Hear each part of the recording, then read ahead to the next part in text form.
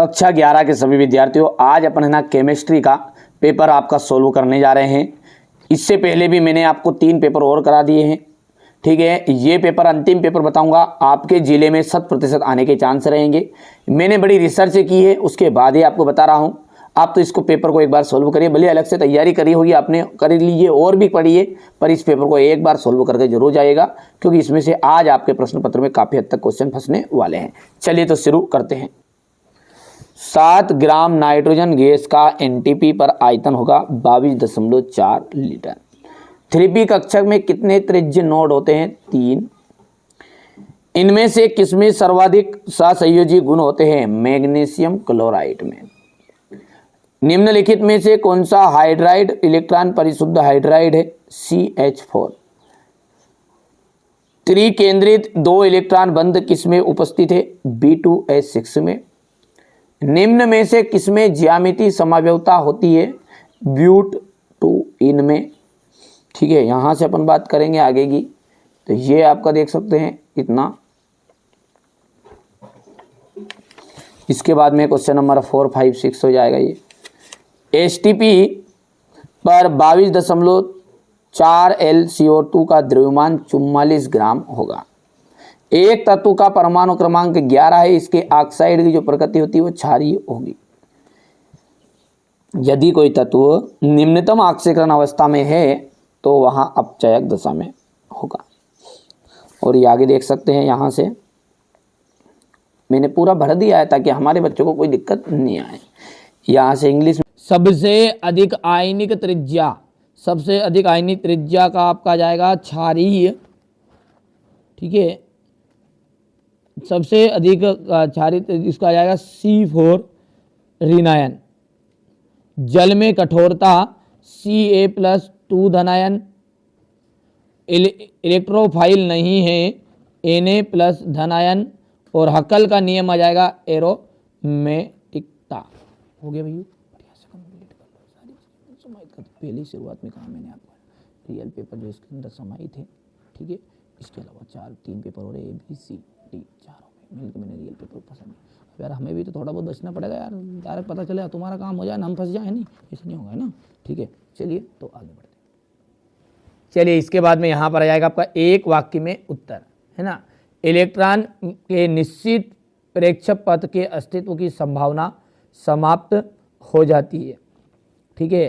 तो इसका आंसर आ जाएगा आपका हाइजेनबर्ग का अनिश्चितता का सिद्धांत है।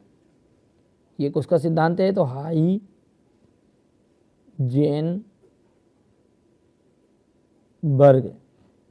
का अनिश्चितता का सिद्धांत है, ठीक है भैया। इसके बाद में अपन आगे बढ़ेंगे। तो किस एंथैल्पी का मान, किस एंथैल्पी का जो मान है वो,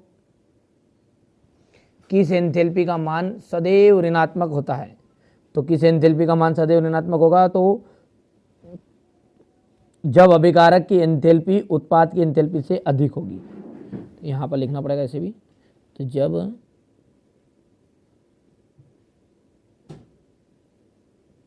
अभिकारक की एंथैल्पी, जब अभिकारक की एंथैल्पी उत्पाद की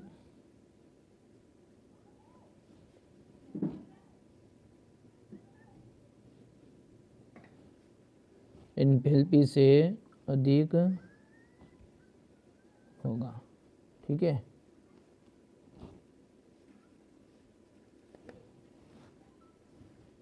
चलिए इसके बाद में अपन आगे बढ़ते हैं। भारी जल को जल से किस प्रकार प्राप्त किया जाता है?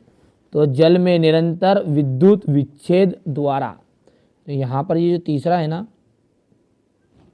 ये तीसरा मैं यहाँ पर लिख देता हूँ, है ना। तो जल के निरंतर विद्युत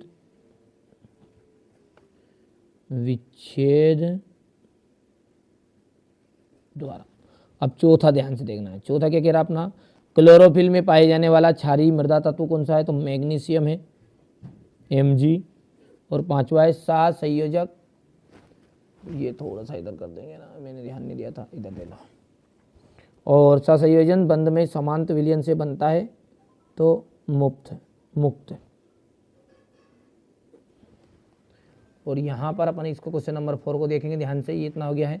क्वेश्चन नंबर 5 की अपन बात करेंगे तो यहाँ पर क्वेश्चन नंबर 5 को ध्यान से देखना है, ये सत्य असत्य रहेगा।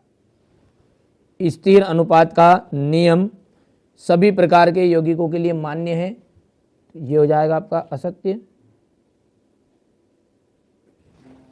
ठीक है, चलिए दूसरा देखिएगा, अपबाहु सिद्धांत में परमाणु में प्रोटॉन के वितरण से संबंधित है, तो ये दूसरा भी आपका असत्य रहेगा। तीसरा जो है वो आपका असत्य रहने वाला है। चौथा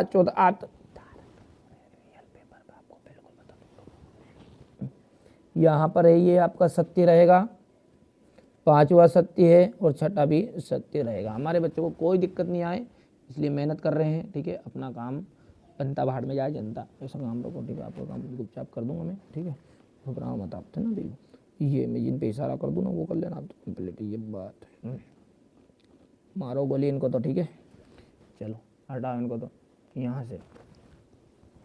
यहाँ से ग्राम आणविक द्रव्यमान की परिभाषा करके ही आना है। ठीक है, यहाँ पर इसका ये प्रोटॉन के लक्षण कर लीजिएगा ना, प्रोटॉन के लक्षण पूरा आएंगे। धन आयन की आयनिक त्रिज्या और परमाणु की त्रिज्या से कम होती है, क्यों करना है भैया। एस ब्लॉक के तत्व किसे कहते हैं, इसके गुण लिखिएगा। आयनन एंथैल्पी की इलेक्ट्रॉन बिंदुता को समझाइएगा। ठीक है, द्विध्रुव आघूर्ण से आप क्या समझते हैं, एंट्रोपी की परिभाषा लिखिए। ठीक है, क्रोमेटोग्राफी किसे कहते हैं, क्रियात्मक समूह समावयवता किसे कहा जाता है, ज्यामितीय समावयवता किस प्रकार यौगिकों में पाई जाती है, उदाहरण सहित आपको बताना है। फ्रीडल क्राफ्ट अभिक्रिया को समीकरण सहित बताइए।